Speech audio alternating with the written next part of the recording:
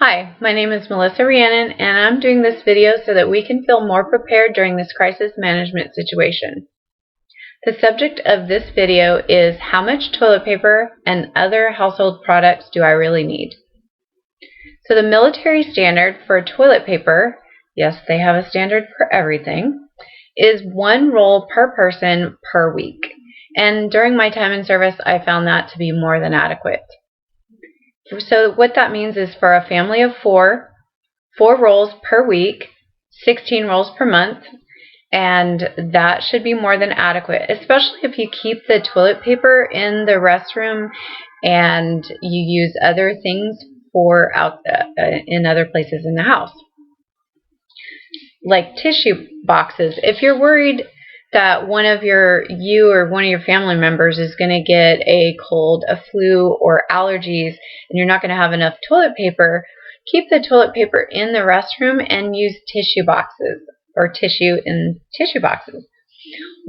From my research, what I found out was that 1 box of tissue was more than adequate for 1 cold cycle. So if you have 2 boxes of tissue in your home, you're probably going to be more than set if somebody gets a cold. And if you have 1 box of tissue per person, you are going to make it through a cold and/or allergy cycle with no problem during this quarantine period. Just remember to keep the toilet paper in the restroom and the tissue boxes in the rest of the house. Okay, so one of the other things that's going off the shelves very quickly is hand sanitizer. Hand sanitizer right now is very important, and we don't even know how much we use, because whenever we need it, we just go buy another bottle.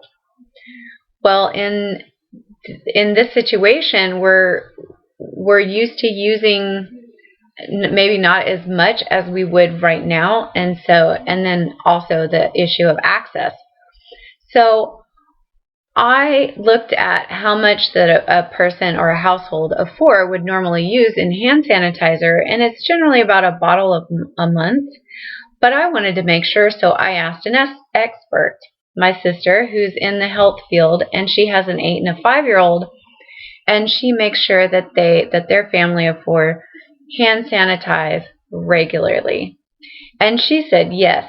In fact, 1 bottle a month for a family of 4 generally does just fine. But if you want to be double sure, and you get 2 bottles so that you have plenty of hand sanitizer for your family during this time of quarantine. If you were not able to get access to hand sanitizer and you are worried about it, I'm going to do another video on how to make hand sanitizer yourself, so that you can make sure that you and your family are protected during this time of crisis management. One of the other products that has been going off the shelf very quickly is Lysol spray and Lysol wipes. So that generally a family of 4 uses 2 cans of Lysol spray in a month, or in 6 months, and Lysol wipes, 1 can of Lysol wipes in 6 months generally also. During this time, while we're trying to manage this unsure virus situation, having 2 cans for the month and 1 can of wipes, or maybe 2 cans of Lysol wipes, would not hurt at all. You can use Lysol wipes to spray down your Lysol wipes to wipe down all of your surfaces, your door handles, and your car steering wheels. And then use Lysol spray to spray down your phone when you come inside from being out and about. And then put your keys in a bowl, your car keys in a bowl of soapy water, and let them sit just for a few minutes, 5 minutes, and then rinse them off and hang them up to dry. That way you don't have germs that are coming from your hands onto your keys, onto your phone, onto your steering wheel, onto your door handles, and onto your surfaces inside the house.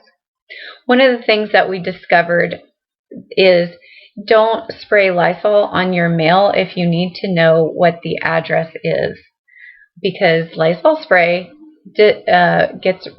messes up and smears the ink. Just a handy tip. Bleach is another one of the things that I looked into.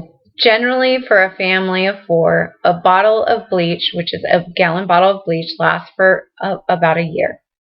Now, if you're having problems accessing these things, you can also use white vinegar or apple cider vinegar or rice vinegar to also clean and disinfect your home and your surfaces. Generally, 2 bottles a year, if you use that on a regular basis, is enough.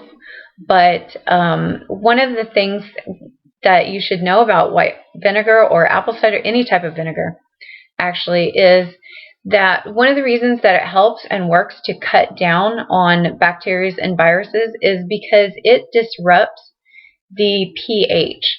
So as does Lysol, as does bleach. So anything that disrupts the pH in a virus or bacteria is going to disrupt its replication cycle and make it so that it's less viral. So that's important. Paper towels is another thing I'd like to talk about because that is also going off the shelves very quickly. And I would like to remind us that we all used to do things without paper towels. However, they are nice to have. So if you can get the giant roll paper towels, generally two of the giant roll packs usually last about 2 weeks, and that is plenty for a family of 4. However, you may be using them more because you're wiping down more surfaces, and that's fine. But if you have not been able to gain access to paper towels for some reason, you can also get napkins, and they're not as convenient as paper towels, but they still work.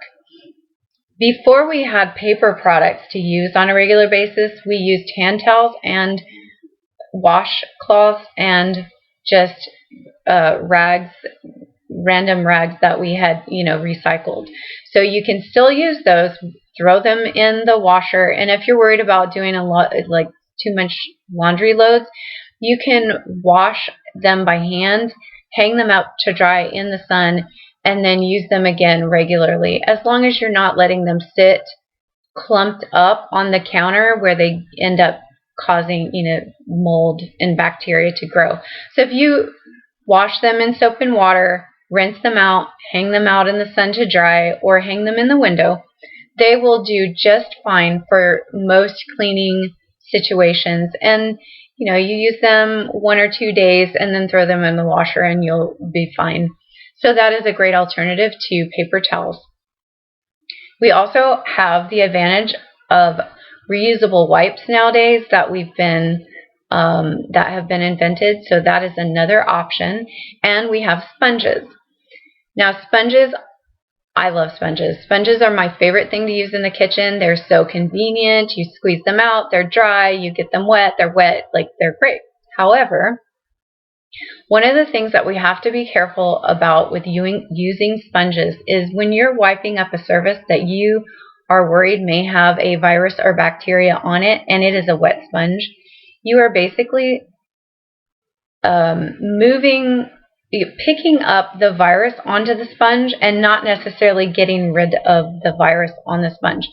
So one of the things that you need to make sure to do is when you're using a sponge, have a bowl of hot soapy water to put it into, or to get the water out directly. Wipe your surface and then rinse the sponge out underneath running water first before you re-wipe the surface. And then again, rinse it out separately, stick it back in the bowl of soapy water, squeeze it out, wipe your surface again, and then rinse it out again. That is the best way to keep from just spreading what you're trying to get rid of. The other thing is, if you are wiping up something and you don't know whether or not it's going to it's going to spread or grow bacteria, because sponges tend to grow bacteria, you can put them in the microwave and sanitize them using the microwave method. I found this to be very effective, and I microwave my sponges at least 1 to 2 times a week. It makes them last longer, and it makes them more. It makes me feel better about making sure that there's no bacteria growing in the sponge. One of the big things that we need to remember during this time is to be kind and keep your integrity. We are all going through this together, even though we're sitting in separate homes right now. We are all afraid at different levels, and we are all coping and managing to the best of our ability.